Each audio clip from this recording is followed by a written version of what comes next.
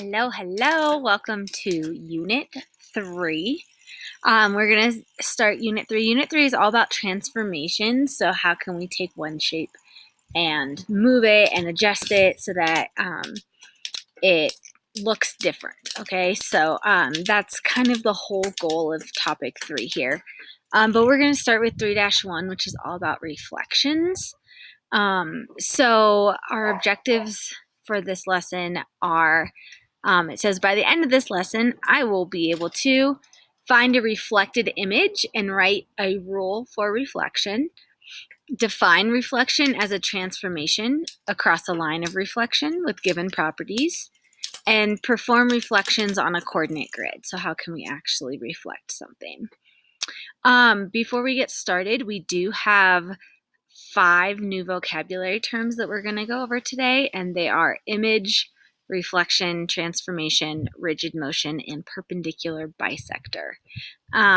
So we're going to go to the very back of our packet, and we are going to look at these terms.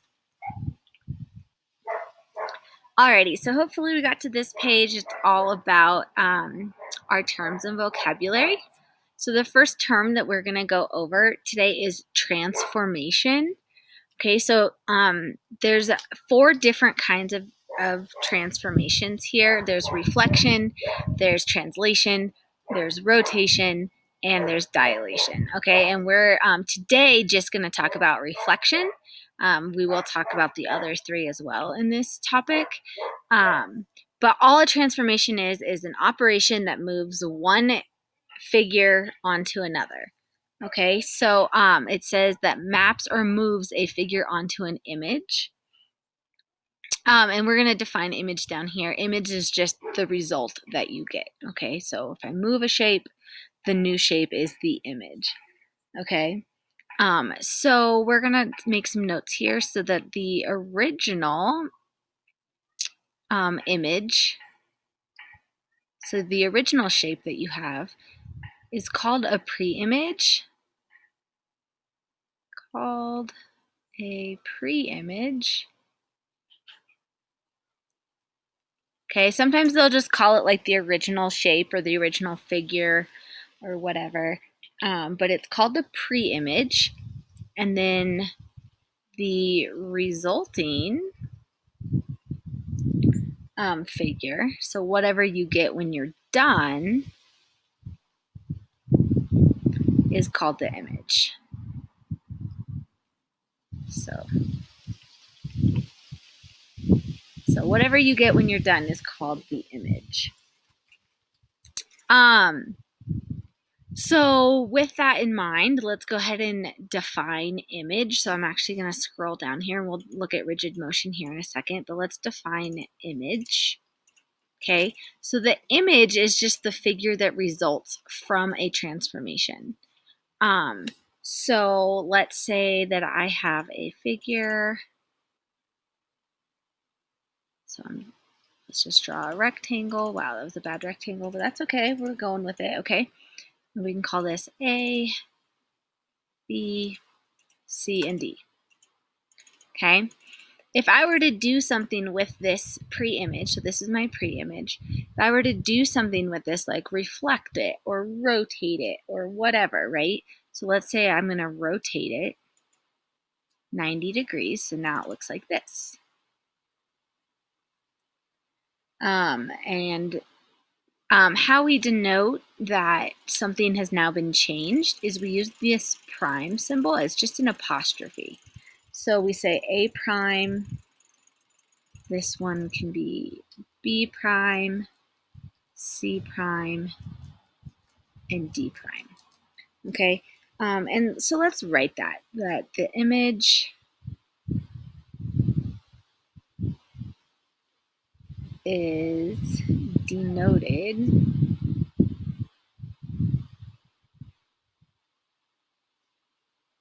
with primes.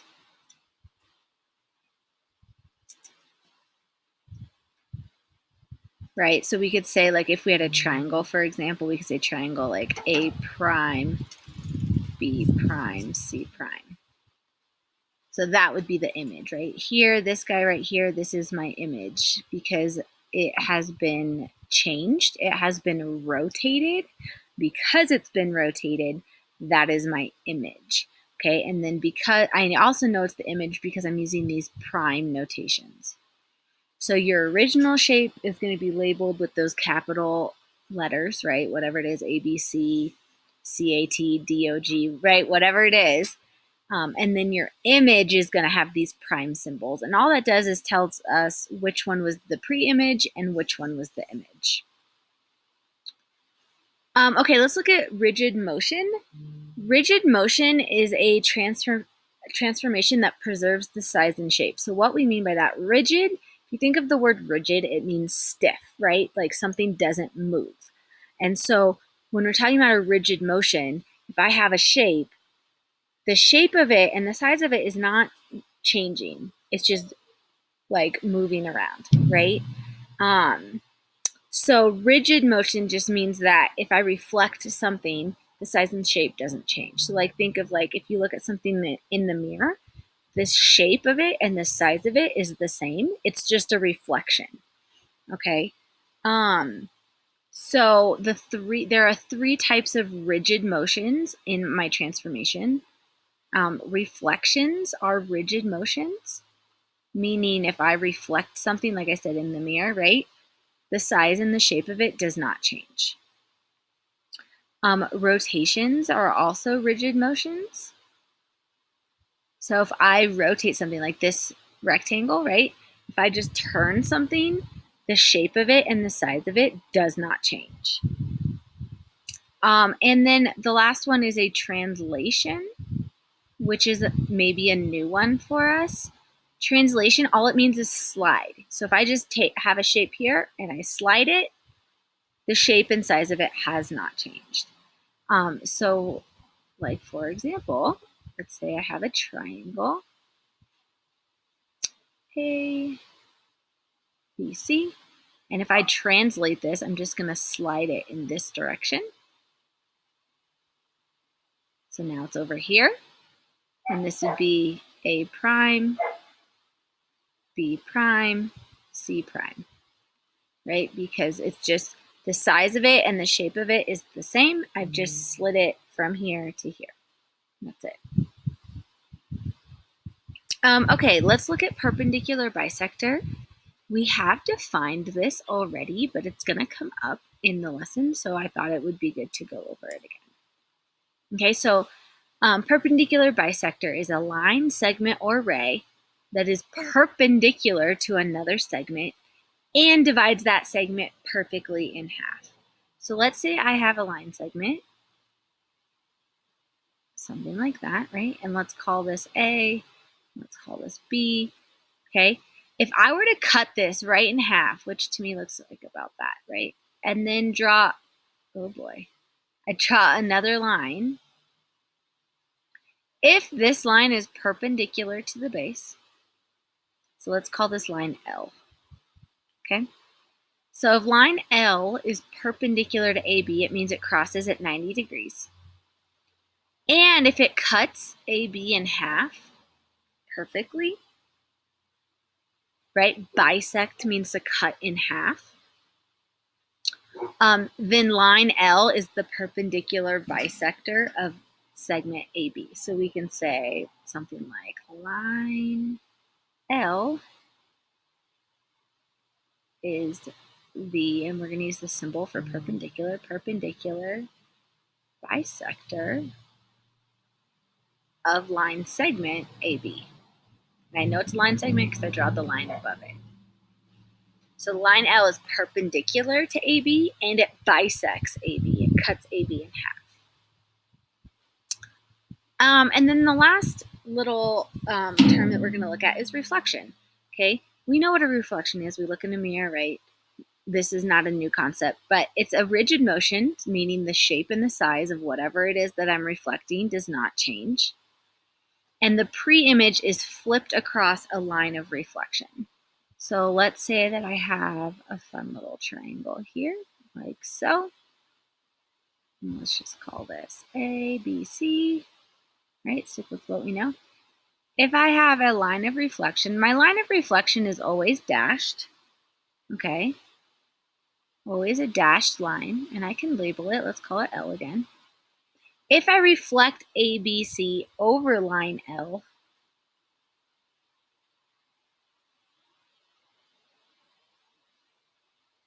it looks more or less something like that. It's pretty good.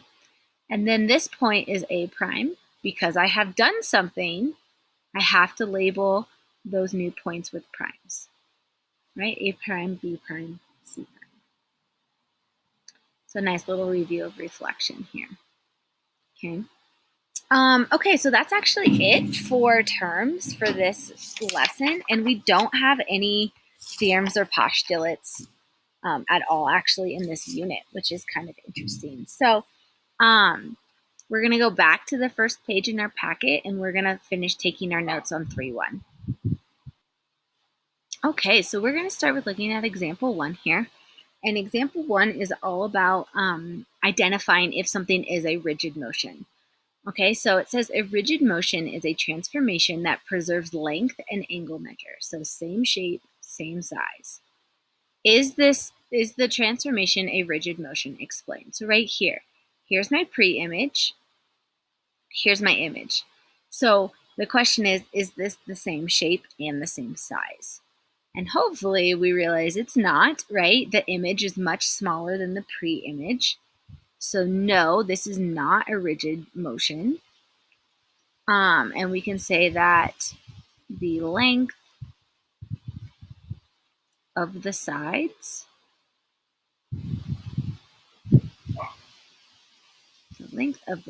have changed, right?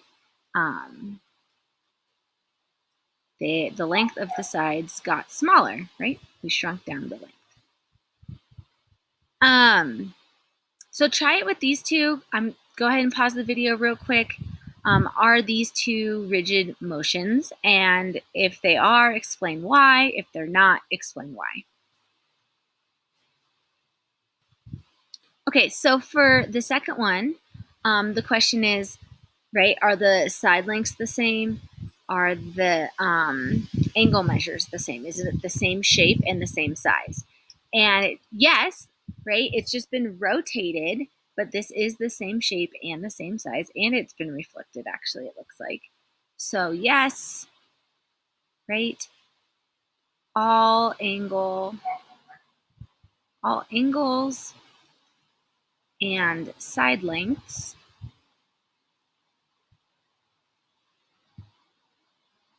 are the same.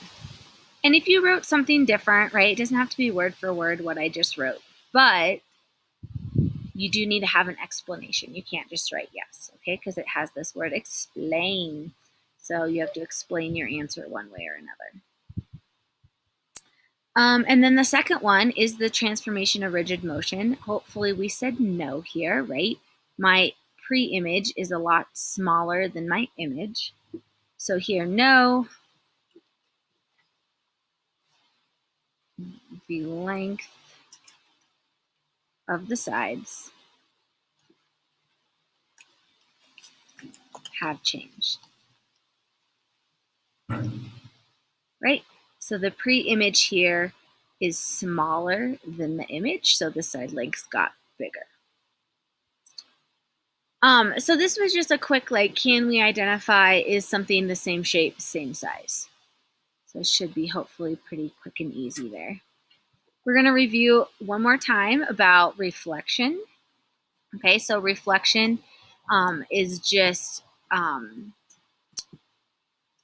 the same distance away from this diagonal line. In this case, it's a diagonal line M. Line M is my line of reflection, okay? And so, like, for example, point B, if I reflect it across line M, the distance from B to line M and B prime to line M are the same. And that will always be the case, okay? Just like the distance from C to my line of reflection and C prime to my line of reflection is the same. Notice we put 2 tick marks there, right? Because it's a different length than this one. So you don't want to just put 1 tick mark because then that means they're all the same length. And then here, A is equal to A prime. It's the same point because A is on the line of reflection. And the line that you can draw from B to B prime is always going to be perpendicular to the line of reflection. Same thing from C to C prime. That line is perpendicular to the line of reflection. And that will always be the case, which is pretty cool, okay? And then, so this is how we write a reflection. So capital R means reflection. The M means I'm reflecting over line M. If I had like another line here, right, that was like L, then I know because what line to reflect over, because it's telling me right here that this is line M. That's the line I'm going to reflect over. And then it's telling me what to reflect, right? It wants me to reflect triangle ABC. So I'm reflecting triangle ABC over line M to get A prime, B prime, C prime. And because reflection is a rigid motion, the angles of the triangles are the same. The side lengths of the triangles are the same. Okay, so let's look at some examples here. So reflecting a figure on a grid. So how are we going to do this? Okay, so here in example 2, we have quadrilateral FGHJ. So right here, this guy has coordinates, and it tells you F is at 0, 3, G is at 2, 4, H is at 4, 2, J is at negative 2, 0. It says graph and label FGHJ. Boom, done. I did it for you. You're welcome. And capital R tells me it's reflection. Reflect over the x-axis. Okay, so every single one of these points, I'm going to reflect over the x-axis. So this is my line of reflection, right? X-axis right here. Boom. Okay, so let's clear that, and then we can. Okay, so J. So basically, what you do is you count a straight line to the line of reflection. So in this case, J is on the line of reflection. So this means that this is also J prime. Right? J and J prime are the same. So that's good to know. Then let's go F. If I count to the line of reflection, I count 1 unit, 2 units, 3 units to the line of reflection. So then I'm going to count 1 unit, 2 unit, 3 units away from the line of reflection, and that's going to be my new point.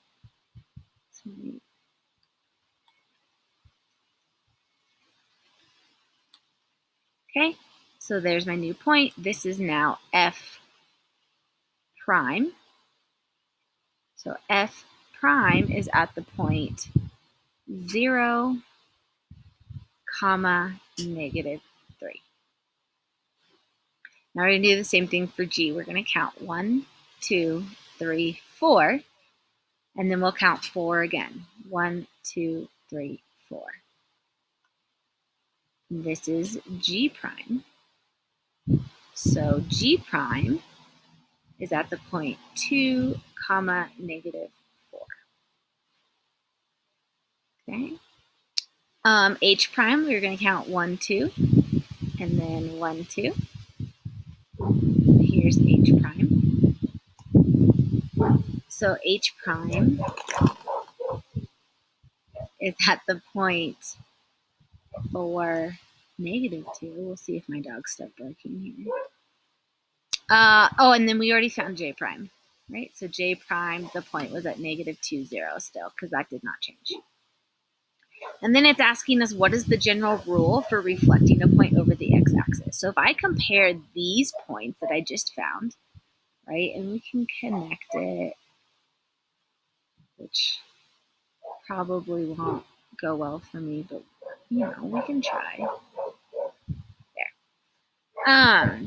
So if we notice, F was 0, 3, F prime was 0, negative 3. So the x coordinate stayed the same, but the y coordinate multiplied by -1, right? G was 2, 4, and G prime was 2, -4. So that actually works the same there too, where the x coordinate stays the same, right? 2 and 2, but the y coordinate multiplied by -1. And that actually ends up working for the other points too. My x coordinate stays the same. My y coordinate multiplies by -1. So that's the general rule for reflecting over the x-axis. Your x coordinate stays the same.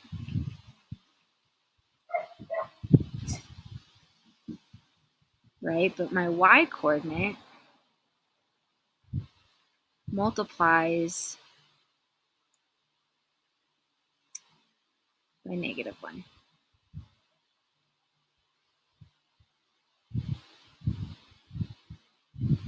Okay. Now let's go ahead and look at part B, which is graph and label FGHJ, which we did. But now we're going to reflect it over the y-axis. Okay, so here's my y-axis. So I'm going to take each point. Let's just start with F, because that's the first one, right? F is on the y-axis, so that actually is not going to change. So this is also going to be F prime. Okay. G, I'm going to count to the y-axis, which is 1, 2, and then I'm going to count 2 past, 1, 2. And this is going to be my G prime. Okay. H, same thing, I'm going to count to the y-axis, 3, 4, and then count past, 1, 2, 3, 4. And then same thing with J, I'm going to count to the y-axis, 1, 2, and then count past, 1, 2. And then I can connect the dots here. Hopefully better than I did on the last one. Yeah, okay, and there's my shape. So F prime is still at the point 0, 3. That has not changed. Right? G prime is now at the point -2, 4. H prime is now at the point -4, 2. And J prime is now at the point 2, 0. So if we look at these points compared to my original parent points, now we see that it's been switched, right? The x coordinate now multiplies by -1.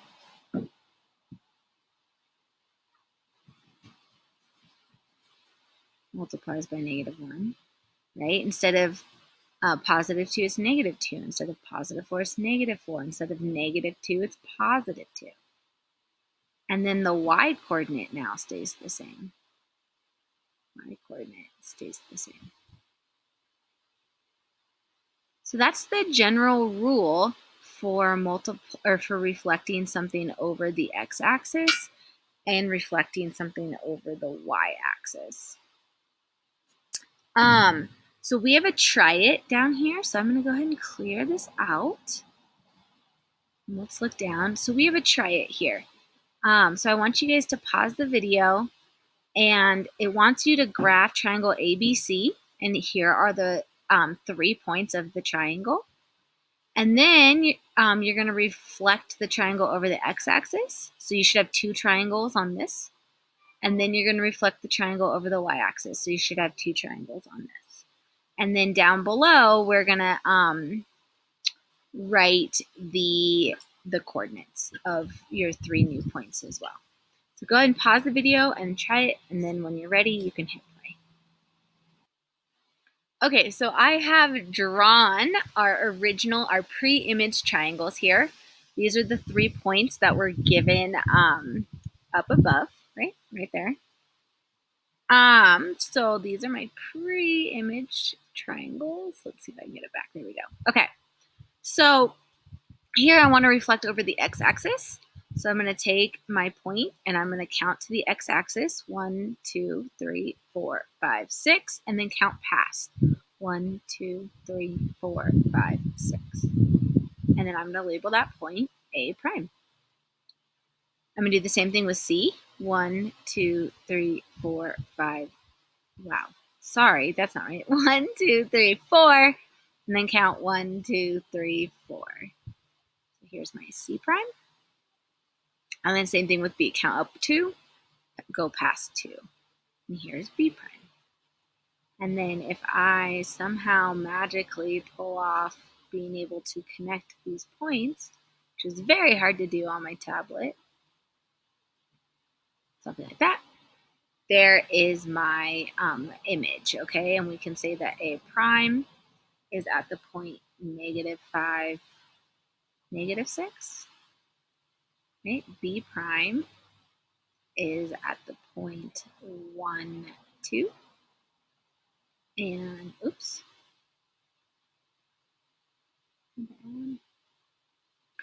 And C prime is at the point -3, 4. Boom. And that's it. Okay. For my y-axis, you're going to do the same thing. You're just going to count to the y-axis instead. So 1, 2, 3, 4, 5. 1, 2, 3, 4, 5. That's going to be my A prime. My B, I'm going to count over 1. So over 1. And here's my B prime. And then for C, 1, 2, 3. 1, 2, 3. And here's C prime. And so now I did a very terrible job connecting those, but that's okay. We're just going to go with it. Right? You can just be like, oh, Miss G's a terrible artist. Oh my God, that was so bad. I'm sorry. There's your triangle. Right? So now we can say for this one, A prime is 5, 6. You can say that B prime is -1, -2. And we can say that C prime is 3, 4. And that's our work, okay? So the last thing that's on this page is just a quick reminder of, so a summary, I guess. When we're reflecting across the x-axis, you multiply the y-coordinate by -1. And if we're reflecting across the y-axis, we multiply the x-coordinate by -1. Okay. So our last couple examples here. I want you guys to try this. The only thing I'm going to help you on here is that in this case, they tell you that the line, so we're reflecting over line T. All right, well, line T is the line y = 1, which is a horizontal line. So y = 1 is this line right here. So this is the line y = 1. So I want you to go ahead and reflect it, and if you want to draw it, you can. If you don't have to, you don't need to. But I want you to reflect this over the line, and you're going to tell me what is A prime, what is B prime, and what is C prime. So go ahead and pause the video, and when you're ready, hit play.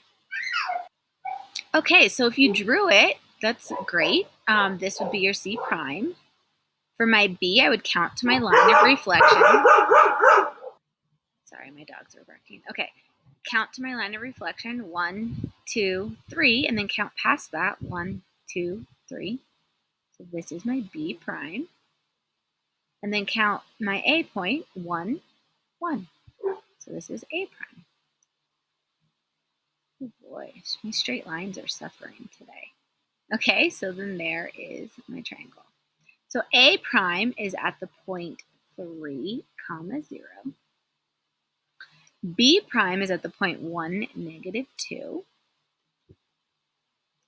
And then C prime stays the same, right? Because it's on the same line. So that's -2, 1. And that's it.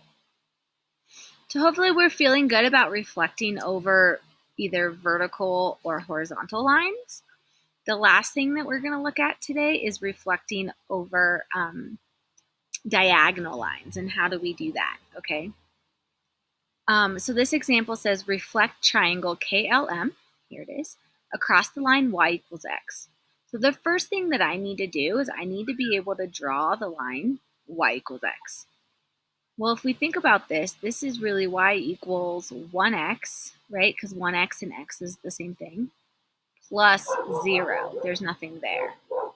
Where this is always my slope, so nice little review from Algebra 1 here, right? And this is my y-intercept. Where's the graph cross the y-axis? Right? Because I'm writing it in the form of mx plus b, right? Where m is your slope. I'll write it again. Right? M is your slope, and b is your y-intercept. Okay? So this tells me I'm starting at 0, so right here. And then my slope is 1. So I'm going to go up 1, over 1, up 1, over 1, up 1, over 1. And I like to draw as many points as will fit.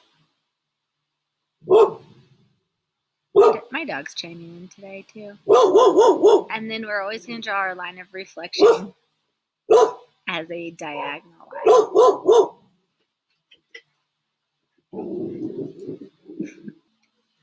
So this is the line y equals x. So I want to reflect this triangle over this line. Well, this is not a straight line. So like, how do I like go directly straight?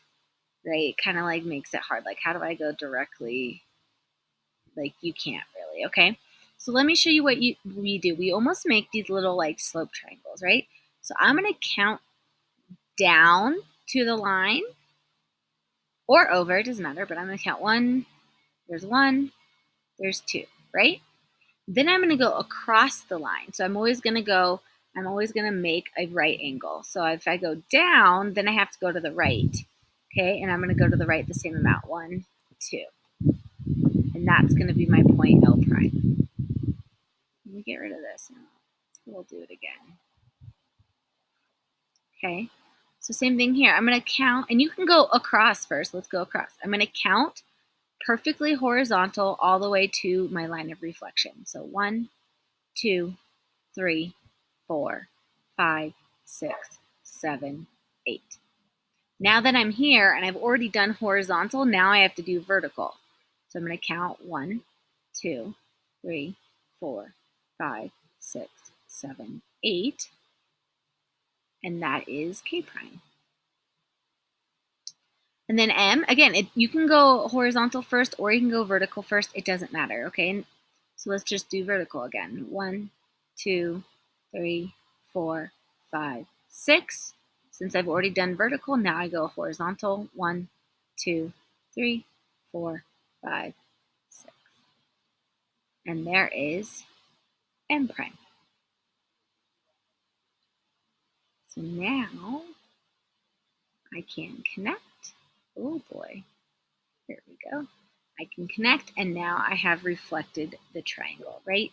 So K prime is the coordinate 5, -3.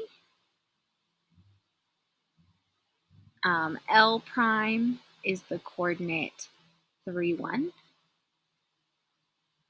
And M prime is the coordinate 1, -5. And it doesn't ask me to write those, but it might be nice to have in your notes. Okay, if you need a pause to finish taking down notes, please do so. But I'm going to erase this, and we're going to talk about the last one, and we'll be done.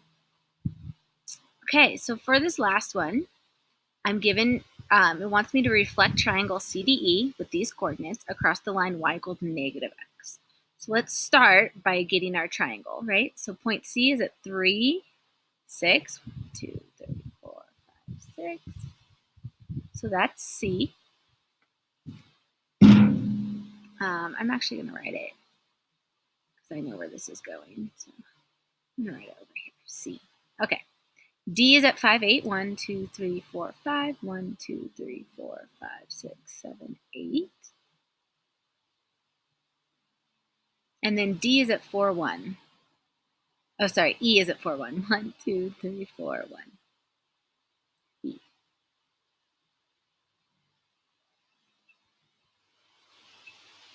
Beautiful. So there's my triangle. Great.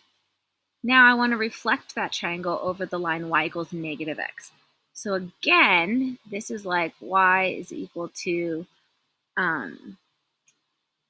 negative 1x plus 0, right? So this tells me that I start at 0, but now my slope is negative 1, so I go down 1 over 1.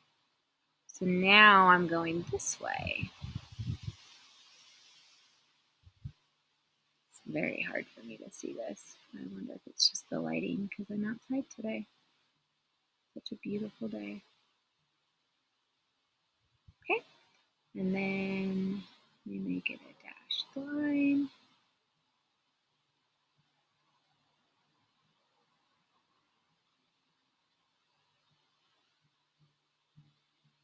And so this is the line y equals negative x. Okay, so I want you to go ahead and pause the video and see if you can reflect triangle CDE over the line y equals negative x. And when you're ready to go over it, go ahead and hit play. All right, so let's check your work here and see how you did. So I'm going to start with E, and I'm going to count either horizontal or vertical to the line of reflection. So 1, 2, 3, 4, 5, and then turn 1, 2, 3, 4, 5. So this is the point E prime. Okay, for C, I'm going to count 1, 2, 3, 4, 5, 6, 7, 8, 9. So then I'm going to go down 2, 3, 4, 5, 6, 7, 8, 9.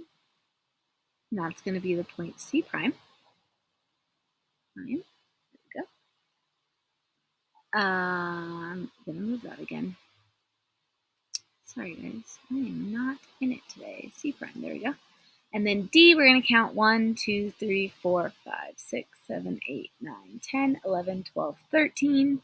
So I'm going to go 13 down. 1, 2, 4, 5, 6, 7, 8, 9, 10, 11, 12, 13. And that is D prime. And then I can connect my points. And I have reflected it over this line y equals negative x. So that C prime is the coordinate point 1, 2, 3, 4, 5, 6, 1, 2, 3. So negative 6, negative 3. D prime is the coordinate point 1, 2, 3, 4, 5, 6, 7, 8. 2, 3, 4, 5. So negative 8, negative 5. And E prime is the point negative 1, 1, 2, 3, 4. Negative 1, negative